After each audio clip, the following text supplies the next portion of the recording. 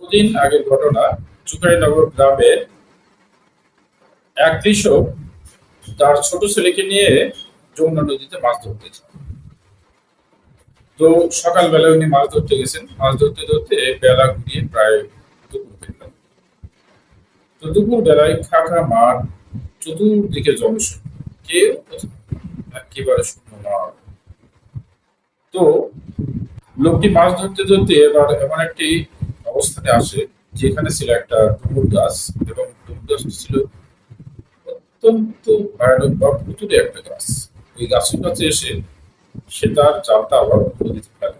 এইবার জালটা আটকে যায়, জালটা উঠছে না, কিছুতেই উঠছে না, অত্যন্ত টানাটানি করছে সে উপর থেকে।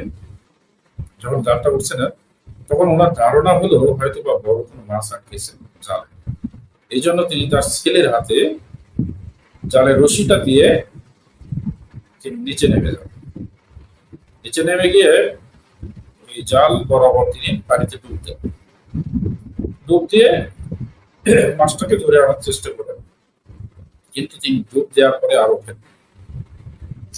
মানে উনি ভেবেছিলেন হয়তো মাছ পড়েছে, এই কারণে জালের চূড়া থেকে চূড়া ধরে আর কি পানিতে ডুব দেয়, যে যেন জালের গোড়ায় গিয়ে মাছটা সব তিনি উঠে আনতে পারেন। কিন্তু ডুব দেওয়ার পরে উনি আর ওঠেন না, ওনার ছেলেটা শুধুমাত্র রশি ধরেই আছে বসে। এমন সময় খালি মাঠ, কোথাও কোনো লোকজন নেই, একেবারেই ফাঁকা মাঠ, ভর দুপুরবেলা। এই সময় এক লোক ওই নদী পার ঘেঁষেই যাচ্ছিল তার বাড়ি, অর্থাৎ সে বাজার থেকে ফিরছিল। আর সে আবার লোকটা পরিচিত ছিল, যিনি আবার মাছ ধরতেছিলেন ওই লোকেরই পরিচিত এক লোক। তো লোকটা ছেলেটাকে জিজ্ঞাসা করে, তোমার বাবা কোথায়? সে বলে, বাবা পানিতে ডুব দিয়েছে। নদীতে ডুব দিয়েছে, জালে খুব মানে বড় মাছ আটকে আছে। এটা বলার পরে লোকটা বলে, দেখি তোমার বাবা কখন ডুব দিয়েছে? সে বলে, বাবা তো অনেকক্ষণ হলে ডুব দিয়েছে, সে তোমার বাবা তো উঠছে না। তখন লোকটা বলে, বুঝতে পারে আর কি এখানে নিশ্চয়ই কোনো বিপদ টিপদ ঘটেছে। তখন সে বলে, দেখি। রশিটা ধরার পর লোকটি যখন টান দেয়, তখন জালটি খুব সহজে উঠে আসে। আর লোকটি সেক্ষেত্রে বুঝতে আর বাকি রইল না যে, যে লোক জাল ফেলেছিল বা পানিতে ডুব দিয়েছে মাছ ধরার জন্য, সে লোক নিশ্চয়ই বিপদগ্রস্ত হয়েছে, অর্থাৎ পানির কোনো দানব কারণ তাকে ধরে নিয়েছে। এই জন্য দ্রুত সে তার বাবা তার ছেলেটাকে নিয়ে বলে, চলো তোমার বাড়িতে যাই। সে বাড়িতে গিয়ে তার ওয়াইফকে জানায়, আপনার স্বামী পানিতে ডুব দিয়েছে আর উঠে হয়তো বা ডুবুরি আনা প্রয়োজন। এই কথা শোনা মাত্রই তার স্ত্রী হাওমাও করে কান্নাকাটি লাগায় শুরু করে দেয়। ঘটনা জানাজানি হয়ে যায়, সারা এলাকায় হইচই পড়ে যায়। তখন ডুবুরি, তিন চারজন ডুবুরি খোঁজাখুঁজির পর, অনেক খোঁজাখুঁজির পর যখন লোকটাকে আর পাওয়া যায় না, তখন আরো একজন অভিজ্ঞ ডুবুরি নিয়ে আসা হয়, যিনি তন্ত্র মন্ত্র জানতেন। এখন এই তন্ত্র মন্ত্র জানা ডুবুরি এসে পানিতে তন্ত্র মন্ত্র করে ডুব দিয়ে নিচে যান। অনেকক্ষণ পর সে উঠে এসে জানায় যে লোকটাকে একটা দেওয়া ধরেছে বা দানব ধরেছে, আর সে দানব তাকে ছাড়বে না, অর্থাৎ তাকে মেরে ফেলবে। আর 3 দিন পর স্বজন পাড়ার ঘাটে ঠিক 12টার সময়টা তার লাশ তারপর ছেড়ে দেবে, তখন জানিয়ে দিয়েছে। এই কথাটা সে জানায় দেয়। আর ঠিক তখন ওই খোঁজাখুঁজি কাজটা বাদ দেওয়া হয়, যে যেহেতু দানব ধরে নিয়েছে আর দানব তাকে হত্যা করবে বা মারবেই, দানব তাকে খেয়ে ফেলবে, অতএব এখানে আর করার কিছু নেই, এই জন্য খোঁজাখুঁজির কাজটা বাদ দেওয়া হয়। এবং 3 দিন পর মানুষ তো একদম মুখিয়ে আছে আসলে এই কথাটা কতটুকু সত্য সেটা জানার জন্য। অনেক এলাকার লোকজন স্বজন পাড়ার ঘাটে এসে জমা। আর স্বজন পাড়ার ঘাটে ঠিক 12টার সময় নৌকার পাশে লোকটার লাশ ভেসে ওঠে। আর বড় কথা হচ্ছে, লাশটা যখন ভেসে ওঠে, অত্যন্ত ভয়ানক চেহারায় পাওয়া যায় সেই লাশটা। ওই লাশটি স্বাভাবিকভাবে যদি কোনো মানুষ দেখতো এখন বর্তমানের সময়, নির্ঘাত কারো কোনো জব এসে। আমার সেই সময়ের কথাটা মনে আছে যে যারা দেখেছিল তারা বলেছিল যে মনে হচ্ছে যেন লোকটা প্রায় ৮০ বছর আগে মারা গেছে। এরকম তার স্কিন গুলো, চামড়া গুলো কুচকিয়ে গেছে, চামড়া গুলো ঝুলে গেছে, চোখ দুটোকে উপড়ে ফেলা হয়েছে, চোখ দুটো ভিতরে নাই, চোখ দুটো খেয়ে ফেলেছে, তার চোখ দুটো খেয়ে ফেলা হয়েছিল। তারপরে তার কান দুটো খেয়ে ফেলেছে, কান দিয়ে রক্ত পড়ছিল, মনে হচ্ছিল অনেক আগের মৃত ব্যক্তি। কান কান দিয়ে মানে অনেকটা কালো কালো পচা পচা রক্ত বেরিয়েছিল। তার মুখের ভিতরে দাঁত পাটি ছিল না, দাঁতগুলো খেয়ে নিয়েছিল। জিহ্বার ছিল না, জিহ্বাটা ছিঁড়ে নিয়েছিল। নাক দিয়ে রক্ত ঝরছিল, মানে কালো রক্ত ঝরছিল। আর ডেড বডিটা ছিল একেবারেই ফ্যাকাশে, মনে হচ্ছে অনেক দিন পূর্বে মৃত ব্যক্তি।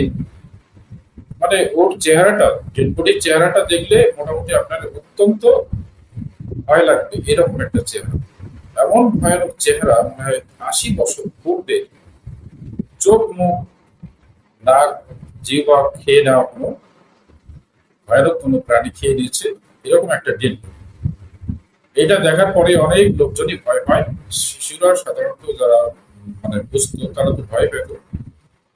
ওই লাশটাকে চুকাইনগরের লোকজন সাধারণত বাজার থেকে যাওয়া আসা করতো। ওই ডুমুর গাছের পাশ দিয়ে যে রাস্তাটা ছিল, প্রধান রাস্তাটা, সেই রাস্তা দিয়ে যাওয়া আসা করতো। তো ওই রাস্তার পাশে যে জমি ছিল তার, সেই জমিতেই লোকটাকে কবর দেওয়া হয়েছে। তো কবর দেওয়ার পরে ভয়ানক ঘটনাটা ঘটে। ওই লোকের কবর থেকে সাধারণত কেউ যদি যাওয়া আসি করতো, অর্থাৎ রাস্তা দিয়ে কেউ যদি আসতো, দেখতো যে কবর থেকে প্রথমত একটা কুকুর বের হতো, কালো কুকুর বের হতো, ভয়ঙ্কর চেহারার একটা কালো কুকুর বের হতো। এরপর সেই কুকুর মানে ওই রাস্তা দিয়ে যাওয়া আসি করার লোকটির দিকে আসতো, ধেয়ে আসতো। আস্তে আস্তে দেখা যেত একটা কুকুর থেকে ধীরে ধীরে দুটা, দুটার থেকে চারটা, এইভাবে কুকুরের সংখ্যা বেড়ে যেত। এবং ক্রমশই কাছের দিকে আসতে তারা ভয়ঙ্কর ভাবে, অত্যন্ত ক্ষিপ্র ভাবে মানুষকে আক্রমণ করত। আর মানুষ যখন কুকুর দেখে খুব ভো ধরে দৌড় দিত বা ভয়ে পালাইতো, পিছন পিছন দিকে চলে আসতো। কিছু দূর আসার পরে আবার দেখা যেত কুকুরগুলো আর থাকতো না।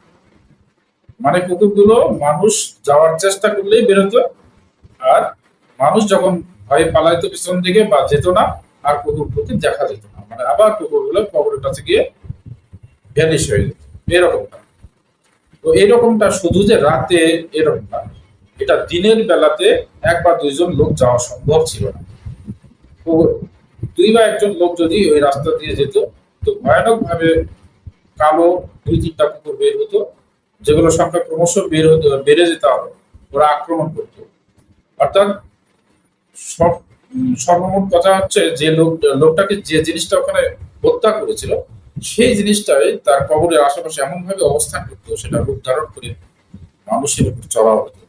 অর্থাৎ তো দুপুর দিনের বেলায় সাধারণত দুইজন লোক বা একা যাওয়া সম্ভব ছিল না তার কবরের পাশ দিয়ে। ওই রাস্তা দিয়ে কেউ গেলেই এইভাবে কুকুর রূপে ওই দানবটা দেখা দিত, আর মানুষকে আক্রমণ করত। রীতিমতো অত্যন্ত ভয়ানক রাস্তা হয়ে উঠেছিল। এই কারণে দিনের বেলায় সাধারণত দুইজন বা একজন, একজন তো প্রশ্নই ওঠে না, দুইজনের সাহস পেত না। এমন কিছু ভয়ানক কুকুর বের হতো যেগুলো দেখে ভয়ে মানুষ আতঙ্কিত হতো। আর ওখানে এগোনো সম্ভবই ছিল না। এগুলো হয়তো যদি কেউ এগিয়ে যায় তো তাহলে নির্ঘাত মারা হতো। তবে ভয়ানক ব্যাপারটা আরো যে কুকুরগুলো কিছু দূর পরে গিয়ে আবার মিশে যেত।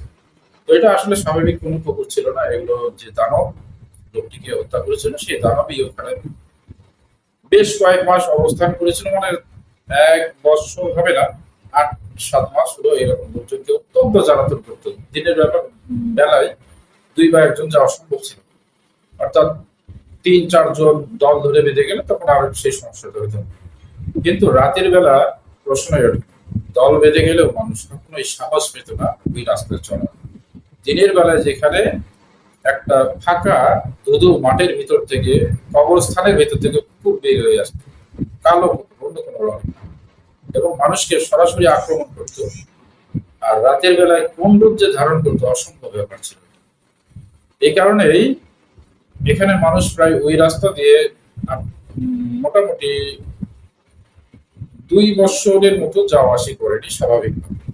রাতে তো যায় নাই, তবে দিনের বেলায় ওটা মোটামুটি আগে ওই 1 বছর, রাতে প্রায় তার থেকেও বেশি 2 বছর মতো এই রাস্তায় কেউ চলাফেরা করে এবং আস্তে আস্তে সেই ঘটনাটা ঠিক হয়ে যাবে।